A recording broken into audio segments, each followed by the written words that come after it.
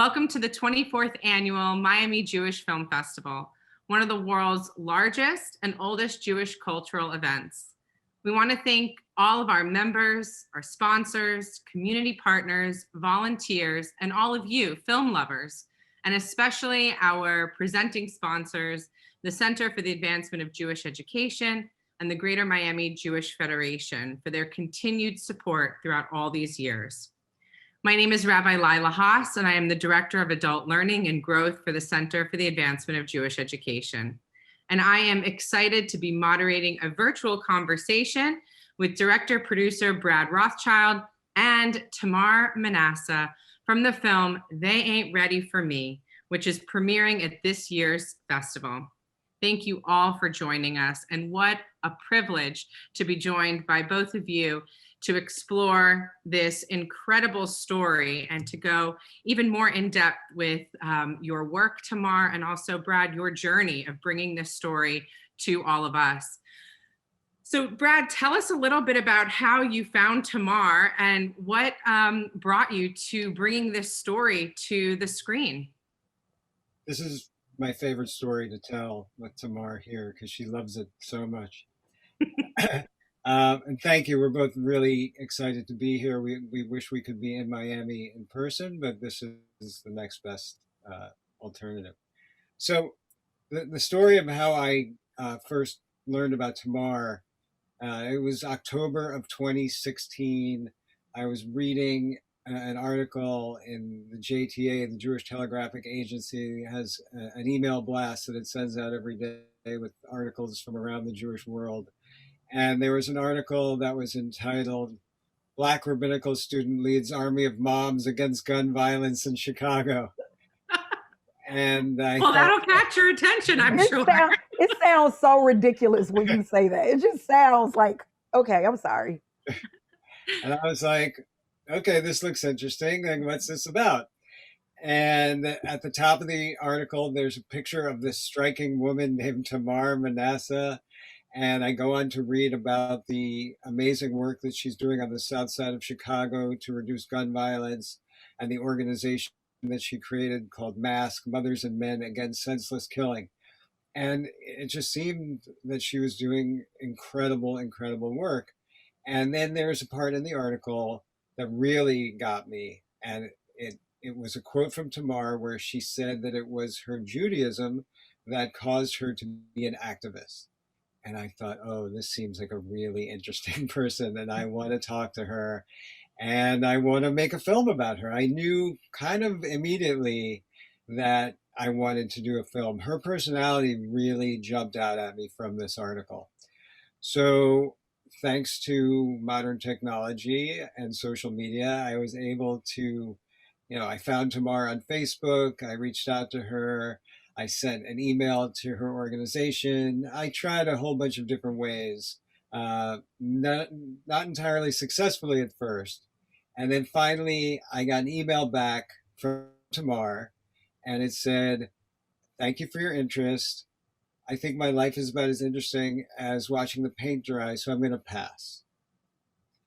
And I wrote back and I said, "With all due respect, I disagree with your assessment of yourself.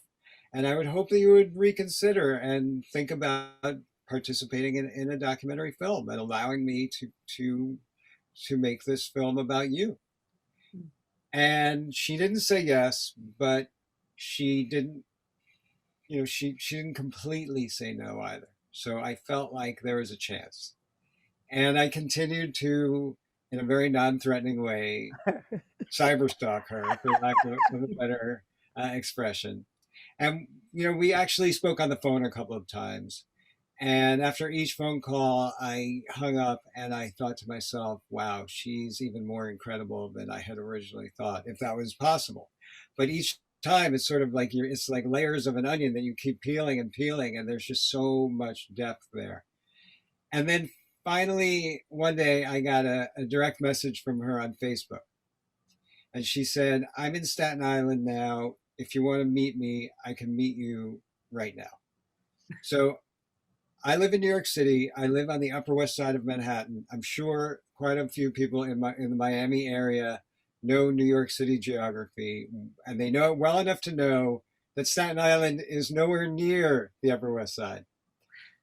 But I wrote her back and I said, give me 2 hours and I'll be there. And I dropped what I was doing and I raced out to Staten Island to meet with her. And we sat down for a good long while and we had a really great conversation. And at the end, she sort of shrugged and looked at me and said, I guess if you want to make this film, we can do it this coming summer. And that was really, that was it. That was all I needed. Tamar, what has this journey been like from you, from that moment that you said, okay, I mean, I guess we can do this, to this moment sitting here today? I honestly have probably had the time of my life. Like I have had the time. I mean, I've had such a good time.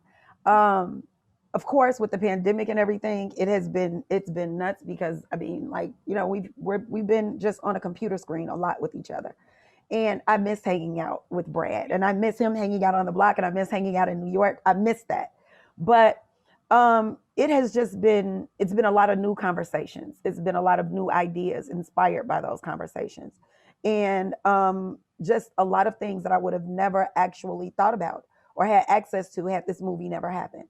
It's the conversations, it's the brand new conversations that we're having because of this movie. I love those more than anything. So this has been quite the ride. I've learned to look forward to these things. It's kind of like, um, let's see what they're going to ask this time. Something new. Let's see what we can come up. What kind of answers I'm going to come up with now? Because the thing is, it really keeps you on your toes. It keeps you sharp. It keeps you in the moment. So I really love the conversations. I love meeting the new people. I love making all of these new friends. I love that part. That doesn't surprise me about you after watching the film, that would be part of your response is the conversations and meeting the Hmm. people Hmm. that exudes from you when you're watching this film. There's so many elements to this film that I would love for us to explore, but you can sort of see, even Brad, when you were talking about unfolding the onion, it very much happens within the film as well. The connections, the people, the activism, the Judaism, and all these layers of complexity just sort of actually feel very natural and authentic as you're watching the film. I'm very curious, Tamar, about that first morning that you woke up and grabbed your lawn chair and decided, I'm going down to the block. Oh, I'm going to sit there. that was quite the morning. Tell us a little Um, bit about that. I was just like, do you really want to do this? Like, that moment when you first open your eyes and it's kind of like, go back to sleep. And it's like, Mhm. but you can't go back to sleep. Today is the day. And it's like, well, let's do it tomorrow. No, we can't do it tomorrow. We have to do it today. Let's not do it at all. No, we have to do it. We absolutely have to do this. And it was scary. I didn't know what to expect. I didn't know what was going to happen, but I was more afraid of what would happen if I didn't do it than what would happen if I did. Right. So um, I just really believe that this is what can work. This is what could work. So like I at least have to try because what happens if I don't try? Mm. Who dies next if I don't try? So um we got out there. It was exciting. Once I got out the bed, my feet hit the floor. It was nonstop motion for at least the next 13, 14 hours. It was crazy. It was picking up t-shirts. It was making sure everybody got them. It was going to get food. It was getting chairs. It was doing all of these things and packing up my car like we were going camping for 2 weeks, but we were just going to 75th and Stewart. That's what it was like. Yeah, it was something, but it was so exciting. Just the possibilities. Just either way, whether we were gonna sink or swim. It was just either way was exciting because I felt like finally we're talking about solutions. We're being the solution. Mm. This is what could possibly help. So yes, let's do this. And then if it doesn't help, then now we go and look for something else. But at least we're searching for solutions now. So that made me feel really, really great. Mm. Um, Brad, as you watched, in real time, this gathering of people coming to this block, and sort of tell us a little bit about what was happening within your own mind. I mean, we saw what was happening on the screen, but I'm curious, as someone who tells stories and someone who is seeking out interesting stories to tell people, what about standing on that block really inspired you? What were those moments that maybe were not captured, that we didn't see, that spoke to you? You know, I didn't really know what to expect when I started filming this. I just knew that Tamar's out there every day, and there's a community that's being created every day that she's out there. You know, what does that really mean?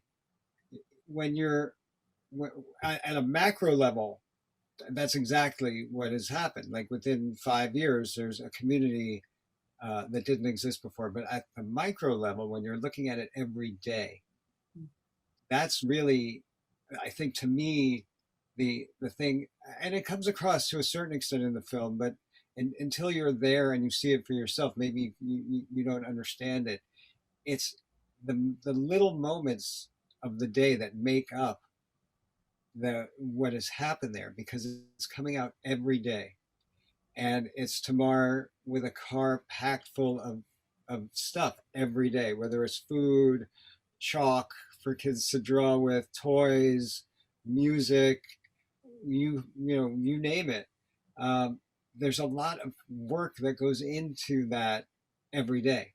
So Tamar shows up on the block with her, like I said, her car is just packed full of stuff, and then she has to go out and clean up from the day before or the night before or whatever happened in the hours preceding when she arrived. There's nobody out there who's doing that for her. That's Tamar. And then when she starts working, okay, people will join in with her and getting things set up. But it's really every day that the little work that you do to make that more of a hospitable place for people to come. So then the block is clean. Okay, now the chairs come out. And the chairs can come out, but that doesn't mean you can sit in them yet because there's still other work to do. Okay, bring out the barbecue grill because we're going to be grilling hamburgers and hot dogs tonight.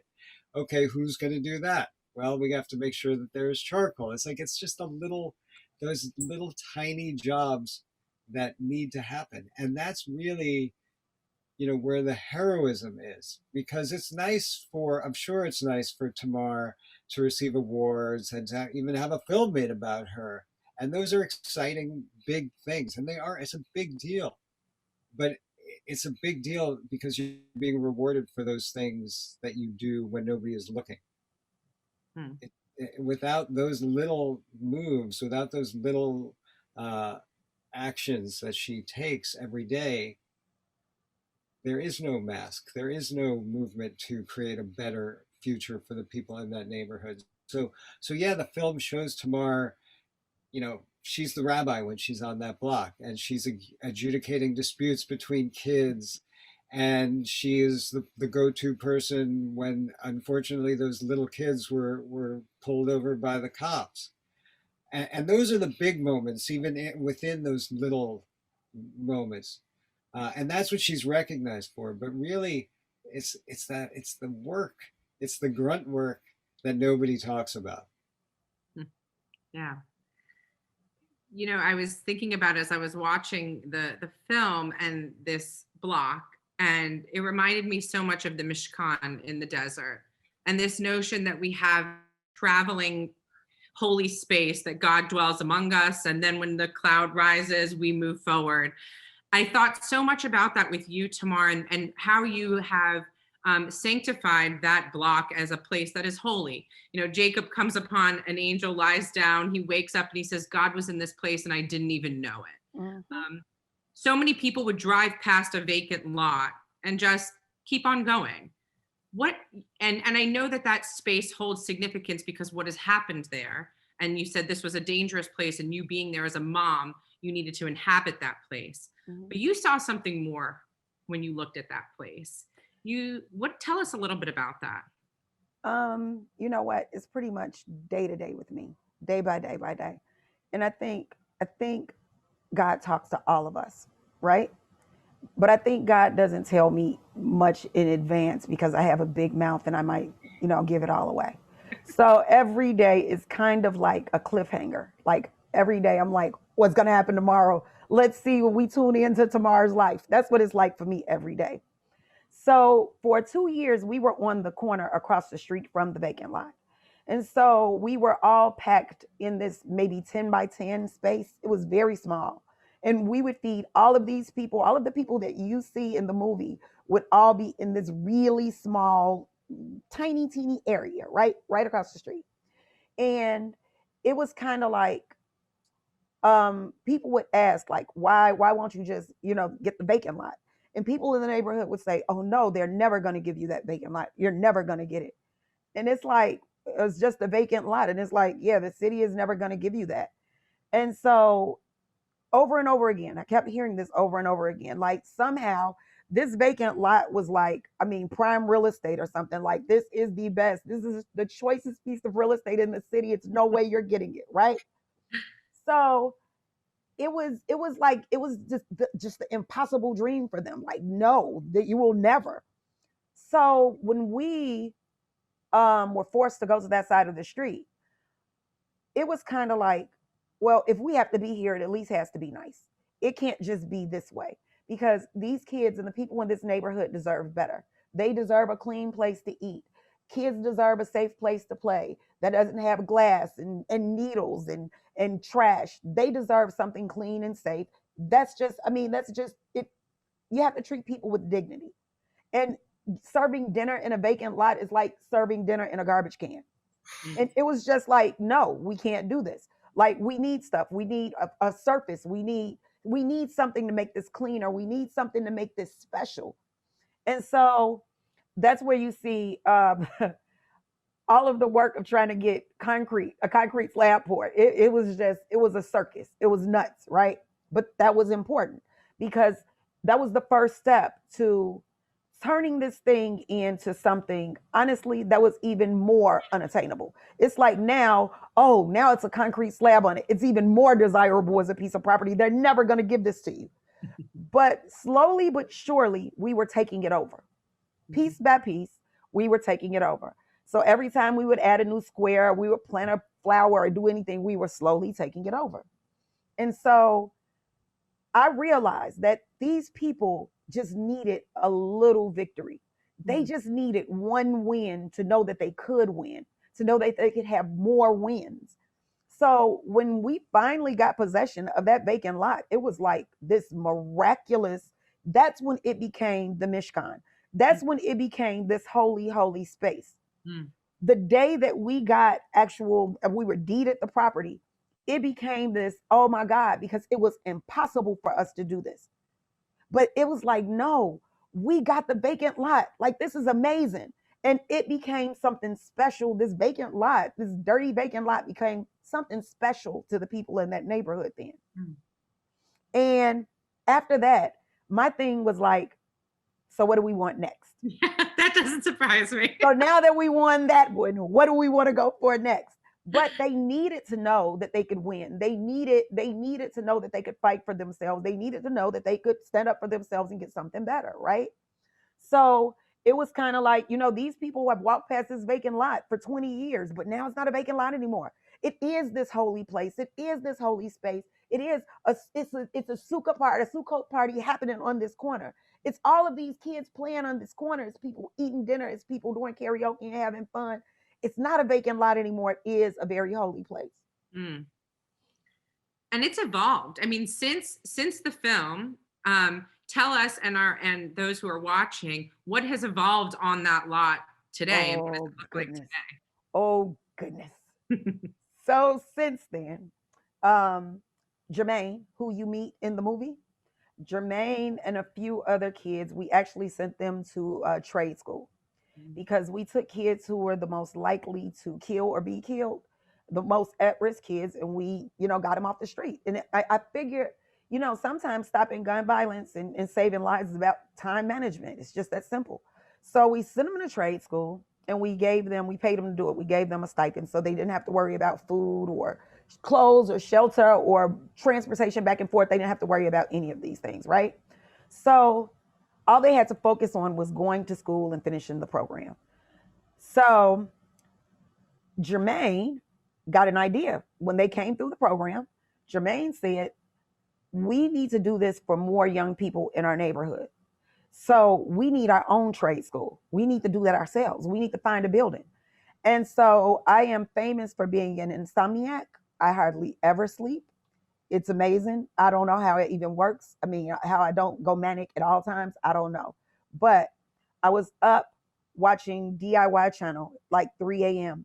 and it was Tiny House Nation and it was shipping container homes. And I thought about it like, well, why can't we build our school out of shipping containers? People can build homes out of them. Why can't we, I mean, build schools? So there were all of these other things, pop-up shops, pop-up restaurants, pop-up everything in shipping containers. So why couldn't we do a school? Like 3 days later, there were 3 shipping containers on that lot because I moved fast. That's kind of how it goes. So since then, we were building this trade school. And it's all built out and everything. These shipping containers look better than, like, some of the homes that the people live in that neighborhood. And it's like COVID came. Now COVID comes and we built a trade school for young adults and teenagers. So now we have a problem, right? Because we have all these elementary school kids that need to go somewhere. So now the trade school is now an e-learning center, a pod for kids doing e-learning in the neighborhood, because I mean, it's a lot of essential workers in that neighborhood and they aren't very well paid. And so they were being forced with making a choice between keeping their jobs and leaving their kids at home alone, right? And that's just not a choice that any parent should have to make. So we thought we would help them out. So we started doing e-learning with their kids. So on March 17th of last year, when Chicago went into stay-at-home order, we went to work. So we've had kids in our classrooms on that corner every day since March 17th.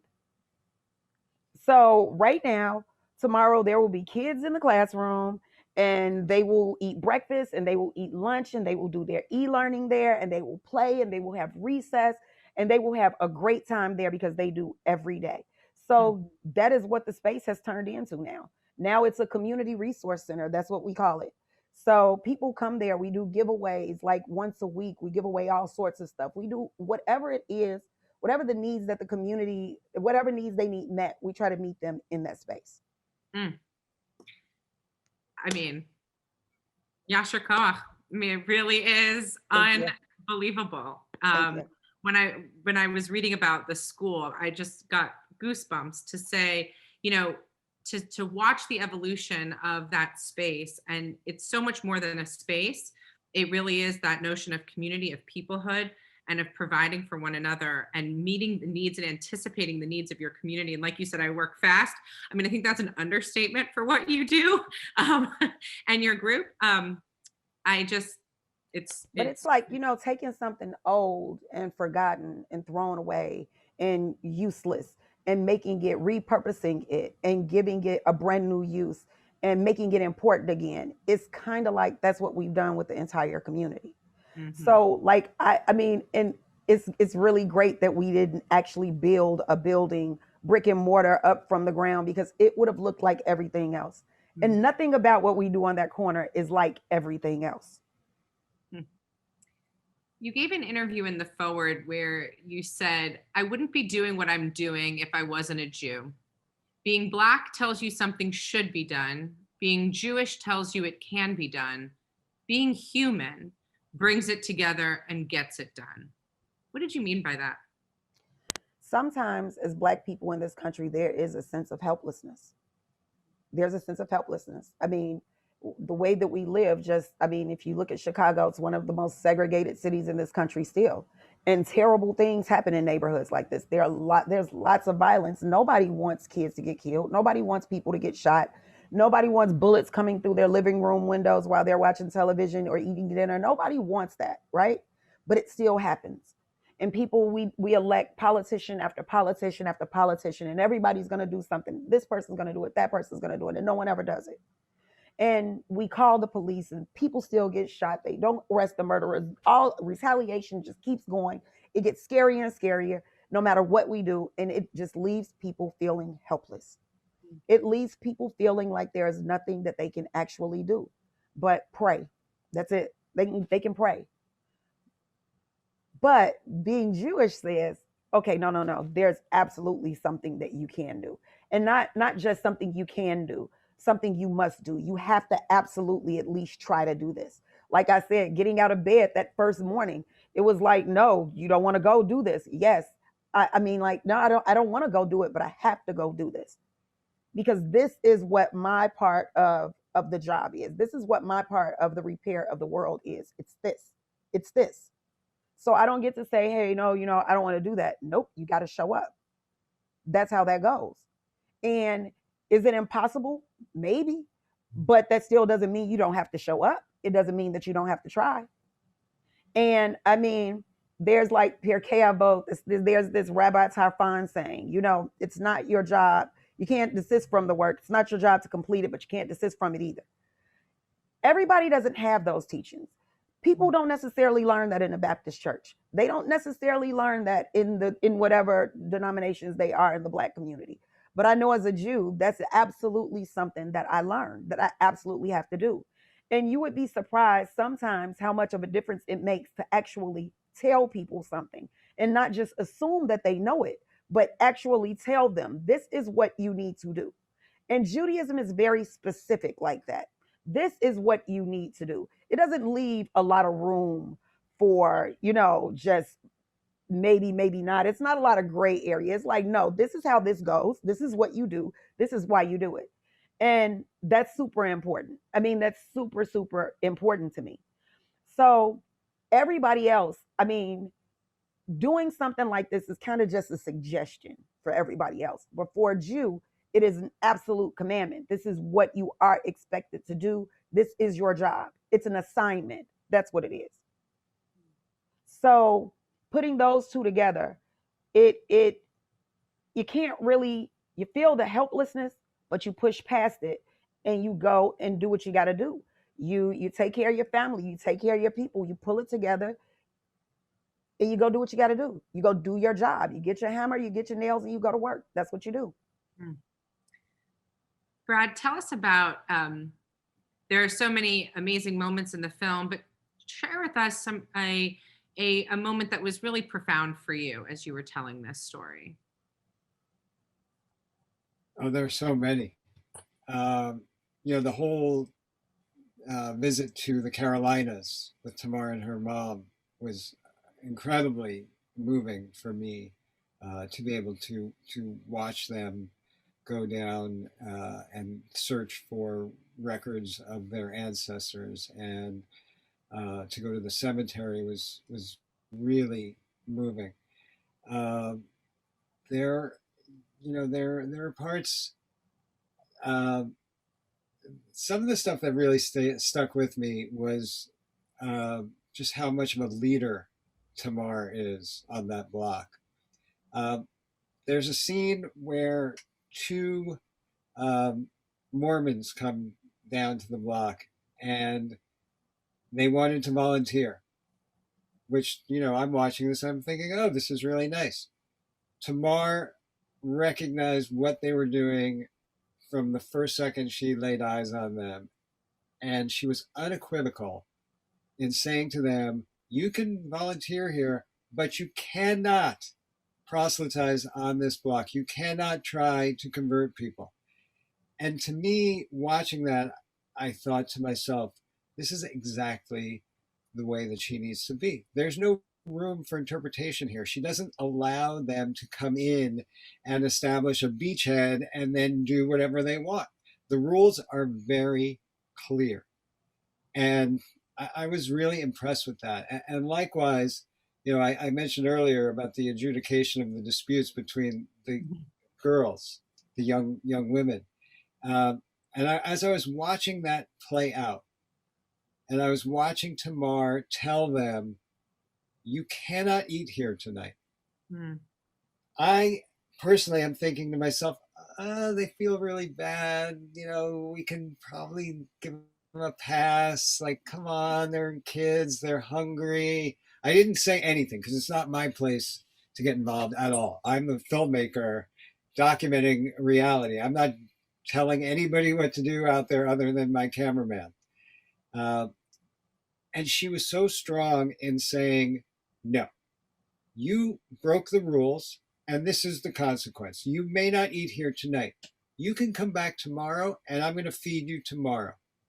Hmm. And I'm going to treat you like nothing happened. But today, no. And I thought again to myself, this is leadership. Again, she's not allowing any room for interpretation, and she's being very clear with what the rules are. And that's how you have to be.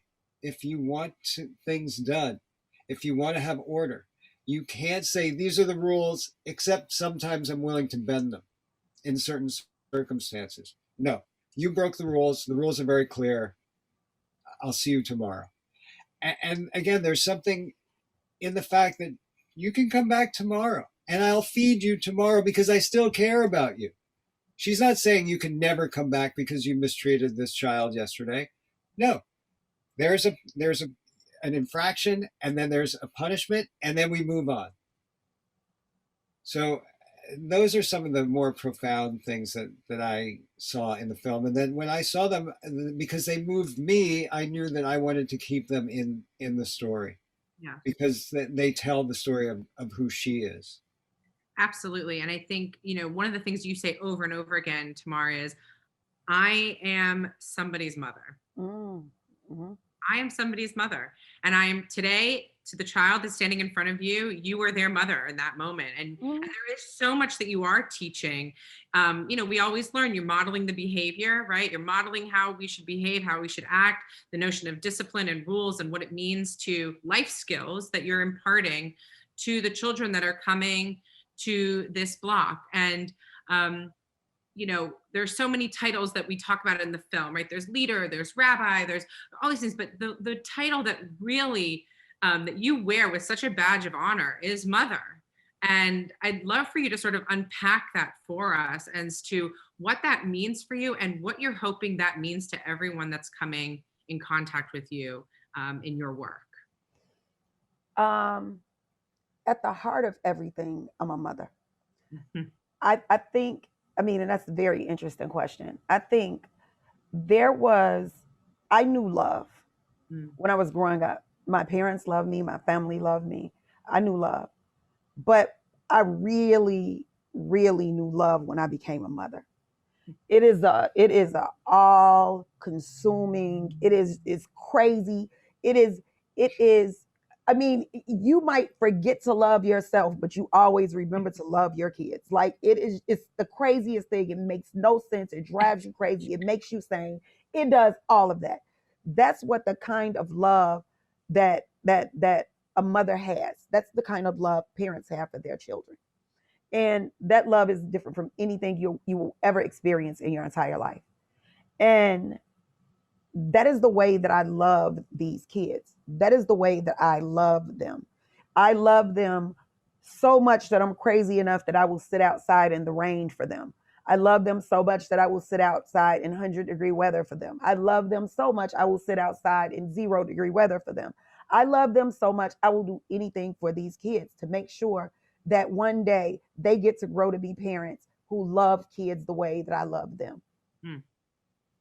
And that is so important to me. My grandmother used to say she would walk across hell on a spider web for her kids. And, I used to think that was so insane, just the idea of hell, a spider web. This is really weird, but I completely get it now.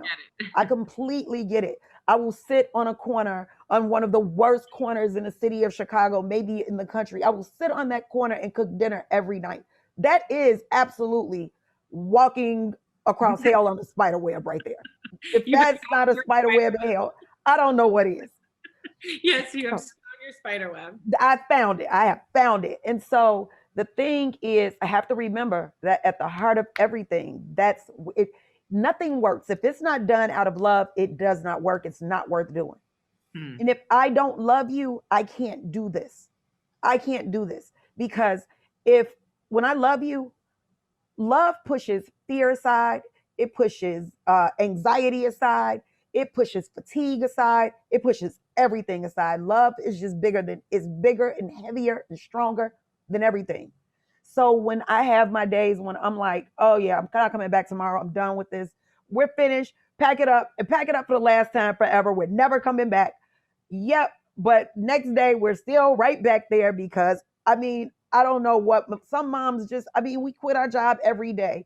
As soon as the last kid goes to sleep, you quit the job and you're done with this and they don't appreciate me. But when you wake up in the morning, it's like, oh, would you like pancakes with smiley faces? Like that's what it's like.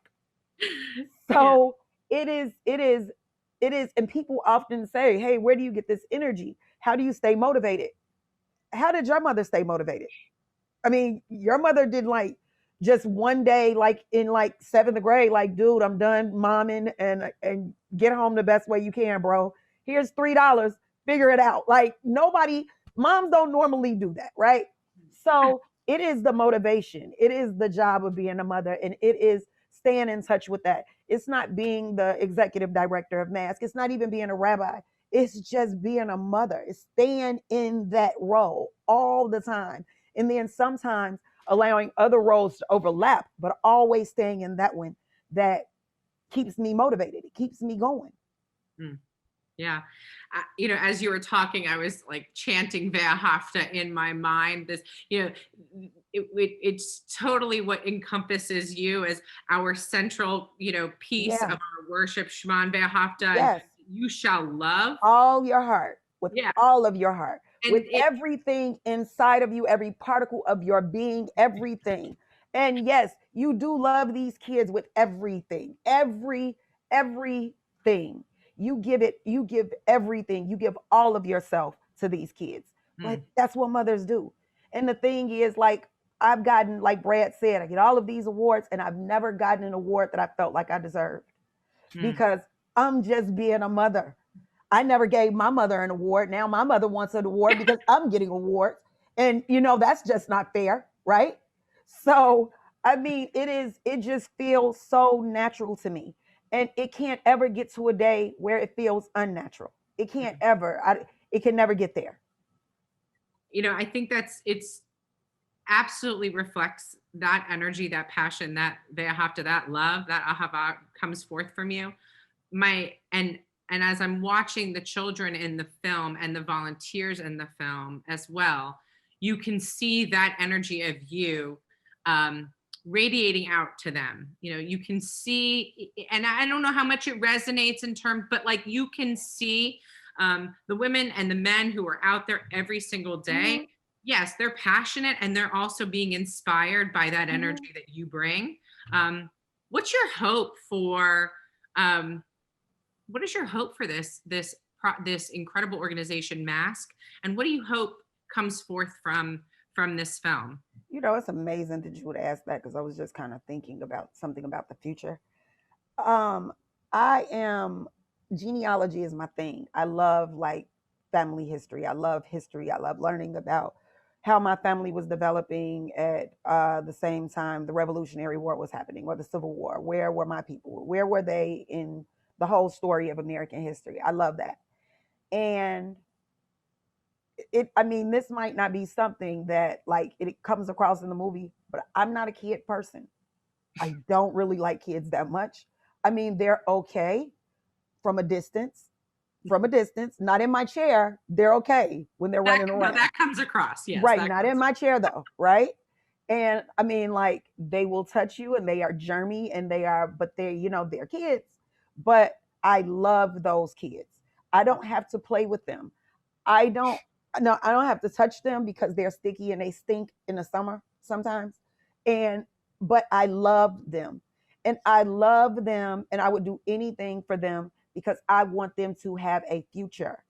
I want them to have a future because I was on that corner because they got to come and hang out with us every day. I see them as the future of this. The future of mask it's the kids. It's the kid who is sitting in the seat who runs mask in 25 years because he learned how to do it because he was part of the program when he was a kid. This is where we went. This is where we hung out every day. I see those kids taking this forward into the future all over the country, wherever they go. They take this with them.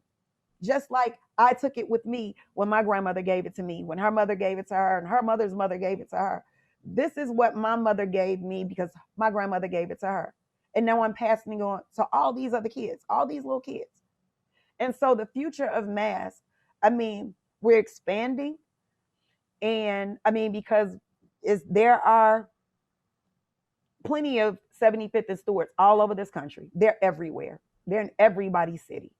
So people can they adopt certain pieces, or they add on, or they do whatever they need to do, that is specific to their town, to their city, to their 75th and Stewart block. And it's kind of like we're all still connected. Anywhere you're creating community and making things better, we're connected. So I see us expanding. We're branching out across the country, but in the future, I see all of these kids who now believe, I have to pay it forward. It's my turn to sit in a chair and not allow kids to sit next to me in the big chair. It's my turn to do that. It's my turn to be Tamar. So that is what I see as the future of mask. I see the future of mask being a lot of kids who lived instead of died and carrying the message forward. Mm. Brad, what do you hope the people who watch this film, what if you could have the ability to, what message would you want them to walk away saying, I saw this film and fill in the blank? I saw this film and I was inspired to do something myself. Mm. I saw Tamar Manasseh sitting on that block, and I decided that I can help my own neighborhood. I can do something. My neighborhood might not be 75th and Stewart. My neighborhood might be on the Upper West Side of Manhattan or downtown Miami or anywhere else in the country. But I know that my neighborhood has needs. And maybe there aren't bullets flying during the night in where I live, but maybe there are things that can be improved. And maybe if I want to improve them, I can be the one to do that. Mm. In just a few weeks, very close, we'll be joining, Jews around the world at Passover Seder tables, whether virtually or in person. And there are so many themes that carry throughout this film that match beautifully with the story of Passover. And I've read, Tamar, you've used a lot. We see a Seder in the film, but you've also used the metaphor of this notion of being free, but still being in Egypt, and that there are pharaohs in our world still that are very relevant to the story of the families that we meet in your film, but also to so many families around this world. The Seder table has the ability to be a place of change, to be a place of serious conversation, of reckoning, of dialogue. And at the end of the Seder, as we all know, we say the words L'Shana Haba B'Yerushalayim, next year in Jerusalem. It's a next year physically, we'd all love to be in Jerusalem, but it's also a next year spiritual. We want to be in a spiritually better place, or in a physically better place next year. For all of the people who are going to be gathering around their Seder tables this year, what message can we bring to our Seder tables to help bring mask to our tables, to help bring your work to our tables? But what is that call at the end of the Seder table, that L'Shana Haba'ah? What is that next year we hope that we can all join you in saying? I think right now, yesterday was Breonna Taylor's birthday. And we are looking at this police reformation bill, the George Floyd police reparation bill, right? Isn't that it, Brad? Isn't that the actual name of it? And on my Seder table, I always put, the kids make links, chains and links, and we kind of string it around the Seder table at our house. And that is to remind us that there are still so many in chains. This is not just the story about slavery that happened back then. It's the slavery that still happens now. It's the chains that people still wear now. It's the shackles that people are still put in now. It's the mass incarceration. It is the police brutality. It's the police misconduct. It is all of those things that we have to constantly keep in mind. Because when we're talking about justice, we really must pursue it. I mean, those words can't just be, they're not hollow. We actually do have to pursue it. And if we're talking about a story about being in chains and then those chains being thrown off and us going out as a free people, But there are so many black and brown men in penitentiaries all across the country. Then nope, it's actually not over. The story of Passover is still actually happening. It's actually happening. It's still going. So it's kind of like, how does it end? How does it end for us? How do we end this? So, what do we as Jews do? How do we help pursue this justice? How do we help bring this story to an end? How do we help bring people out of this brand new bondage? How do we do that? So that's what I would probably say. Make some chain links. Remember that. Some handcuffs, some shackles, something. Because there are still so many people out there who are just not free. Mm. Brad? So I'm just going to echo a little bit of what Tamar said. Whenever we read the Haggadah at Passover, we say that we are supposed to feel as if we ourselves came out of Egypt. For many American Jews, certainly for many Ashkenazic American Jews, it's easy to identify with that, particularly if you had family who left Europe during the Holocaust or after the Holocaust or just before. And I think about my own story. My father came to the United States as a young boy from Nazi Germany. So for him and for his story, coming to the United States was Yetziat Mitzrayim, the exodus from Egypt and into the promised land. Hmm. But when I hear Tamar telling her story, what if we never came out? What if we were freed from slavery and we never left Egypt? So for me, I think of the story of now we're out, but this is still Egypt for some people. This isn't the promised land for everyone. It's the promised land for some of us, but until it's the promised land for all of us, then we're never really out. Hmm. I want to end with this just one other quote, Tamar, that you said that really spoke to me. You said, "You can't see God's work in the world unless you're doing it. You see the hand of God through yourself in the work that you do." You have been a source of inspiration for me, for all of those I know who will see this film and who have seen this film, and how grateful we are to have been able to see the work of God that you are doing with your own hands, but more importantly, the work that you're doing to inspire so many and empower so many in that neighborhood, in your neighborhood, and around the world to know that they can do the work of God with their own hands, with their own heart, and with their own being. And Brad, you have brought us an incredible story, and we are so grateful to know more about Tamar, but also to know about Mask, and hope that everyone will look into it and become more empowered with the knowledge of the work that Tamar is doing and the work that we all can be doing by thinking about taking a small idea, grab your lawn chair, whatever that lawn chair may be, find your block, and make a difference in the world. And thank you so much for doing that and continuing to do that work. Amen. Thank you, Rabbi. Thank you, Rabbi. Thank you, Brad.